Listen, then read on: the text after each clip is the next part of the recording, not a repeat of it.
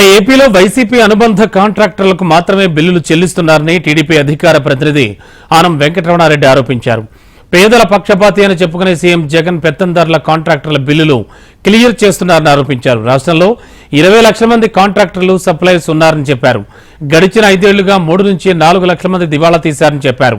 TDP అధికారంలోకి వచ్చిన వెంటనే వైసీపీ పాలనలో ఇష్టానుసారంగా బిల్లులు పొందిన వారిపై విచారణ జరిపిస్తామని ఆనం వెంకటరమణారెడ్డి అన్నారు. 5 ఏళ్లలో ఈ 20 లక్షల మంది ఎవరు ఉన్నారో, ఎంతమంది ఆత్మహత్యలు చేసుకొని చనిపోయారు అని మేము ఈరోజు జగన్మోహన్ రెడ్డిని అడుగుతున్నాం. మాకు తెలిసి 3 నుంచి 4 లక్షల మంది ఈరోజు జగన్మోహన్ రెడ్డి వల్ల ఆస్తులు అమ్ముకోవాల్సి వచ్చిందని కూడా నేను మనవి చేస్తాను. పట్టణాల్లో ఎంతమంది, ఊర్లలో ఎంతమంది చనిపోయారు ఈ జగన్మోహన్ రెడ్డి ప్రభుత్వం వల్ల అని ఈరోజు మనం అందరం ఆలోచించాలి. జగన్మోహన్ రెడ్డికి 3 ముద్దు బిడ్డలు.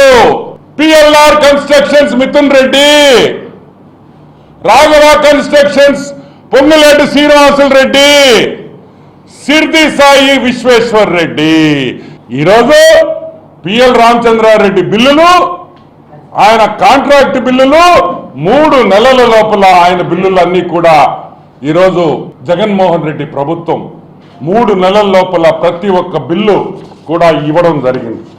నేను చెప్పటంలా వాళ్ళ బ్యాలెన్స్ షీట్ చెప్తా ఉన్నాను.